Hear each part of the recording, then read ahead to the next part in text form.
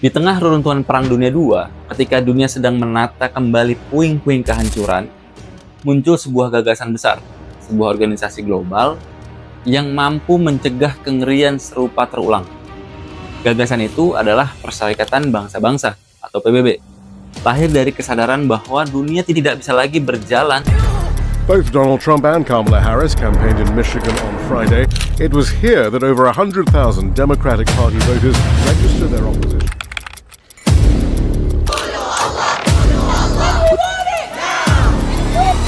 I don't know if I can answer.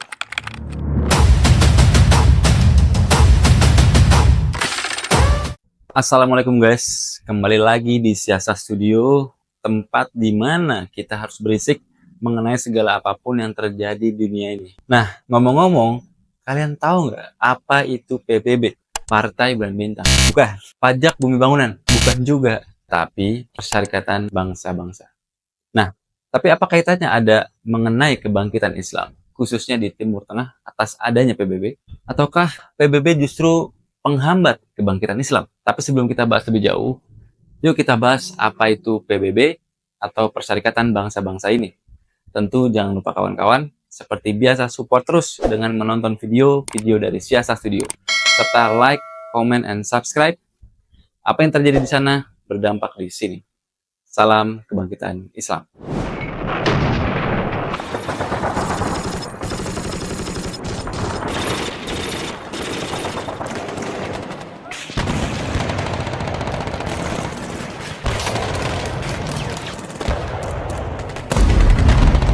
Perang Dunia II menjadi salah satu tragedi terbesar dalam konflik sejarah manusia. Konflik ini tidak hanya menelan jutaan nyawa, tetapi juga menghancurkan kota-kota, meluluh lantakan ekonomi, dan meninggalkan trauma mendalam bagi peradaban dunia. Saat perang berakhir, para pemimpin dunia sadar bahwa mereka membutuhkan cara baru untuk menyelesaikan konflik secara damai dan menghindari perang besar di masa depan. Namun, ide membentuk organisasi internasional sebenarnya bukan hal baru.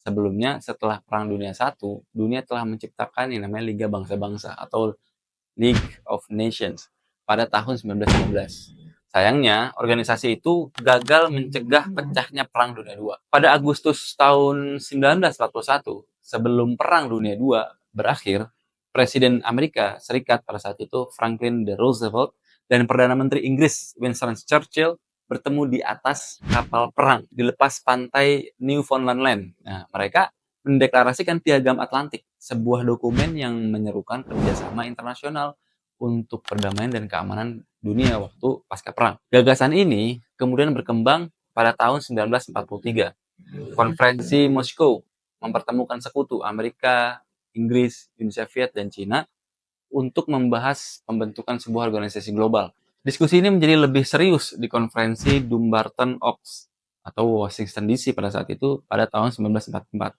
di mana para perwakilan mulai merancang struktur organisasi yang nantinya menjadi PBB. Akhirnya, pada 25 April 1945, perwakilan dari 50 negara berkumpul di San Francisco untuk menyusun piagam PBB. Nah, konferensi ini berlangsung selama 2 bulan dengan tujuan menetapkan prinsip-prinsip dasar organisasi. Tanggal 24 Oktober 1945, setelah piagam disahkan, lahirlah Perserikatan Bangsa-Bangsa. Tanggal ini kemudian diperingati sebagai Hari PBB setiap tahun.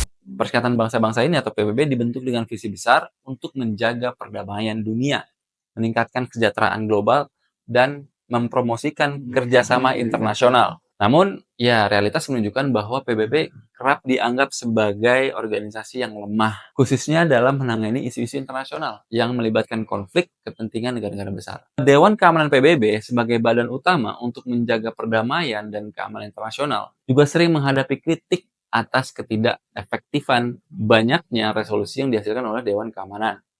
Hanya bersifat simbolis, tanpa mekanisme implementasi yang jelas. Lebih buruk lagi, hak veto yang dimiliki oleh 5 anggota tetap Dewan Keamanan Amerika Serikat, Rusia, Cina, Prancis, dan Inggris, kebanyakan seringnya itu digunakan untuk melindungi kepentingan nasional masing-masing. Bahkan jika hal itu bertentangan dengan tujuan perdamaian global, sebagai contoh, konflik Israel-Palestina telah berlangsung selama beberapa dekade. Benar nggak? Nah, namun berbagai resolusi PBB terkait isu-isu ini seringkali tidak membuahkan hasil karena veto dari Amerika Serikat yang mendukung Israel. Nah, hal ini mencerminkan betapa lemahnya PBB dalam menghadapi pengaruh negara-negara besar yang memiliki kepentingan geopolitik. The second was in December. En contra. The third in February. Those against? And now, for the fourth time, Those against? the U.S. has raised its hand to veto Amerika Serikat sebagai salah satu pendiri dan kontributor utama PBB memiliki pengaruh yang sangat besar terhadap organisasi ini. Pengaruh ini sering digunakan untuk mendorong agenda politik luar negeri Amerika, meskipun terkadang bertentangan dengan prinsip-prinsip PBB. Misalnya, invasi AS ke Irak pada tahun 2003 dilakukan tanpa persetujuan Dewan Keamanan PBB. Tetapi, PBB tetap gagal mengambil tindakan tegas terhadap pelanggaran ini. Coba bayangkan. Nah, selain itu, sanksi unilateral yang diterapkan oleh Amerika terhadap negara-negara tertentu seringkali bertentangan dengan keputusan PBB. Namun organisasi ini tidak memiliki kekuatan untuk menantang tindakan tersebut. Ketergantungan PBB pada pendanaan dari negara-negara besar, terutama Amerika, semakin memperkuat posisi Amerika sebagai aktor dominan dalam organisasi ini. Reformasi yang tidak kunjung terlaksana, masalah-masalah di atas menunjukkan bahwa kelemahan PBB bukan hanya disebabkan oleh mekanisme internalnya, tetapi juga oleh struktur kekuasaan yang timpang. Upaya reformasi Dewan Keamanan, termasuk penghapusan hak veto atau penambahan anggota tetap, telah dibahas selama beberapa dekade, namun tidak pernah terrealisasi, atau nggak ada tuh impact-nya sampai hari ini. Nah, hal ini menunjukkan resistensi dari negara-negara besar untuk mempertahankan status quo yang menguntungkan mereka. Nah, teman-teman, kesimpulannya nih, kritik terhadap PBB sebagai organisasi yang lemah berakar pada ketidakefektifan dalam menegakkan sanksi, menjalankan resolusi, dan menghadapi dominasi negara-negara besar, khususnya Amerika Serikat, meskipun PBB memiliki potensi besar sebagai platform global untuk menangani tantangan bersama. Kelemahan struktural dan ketergantungan pada negara-negara kuat menghambat kemampuan organisasi ini, ya, untuk menjalankan mandatnya secara independen dan adil. Lalu, apakah kita masih tetap percaya dengan lembaga PBB atas ketidakadilan selama ini yang dilakukannya? Simak terus, dan apa yang terjadi di sana berdampak di sini. Salam kebangkitan.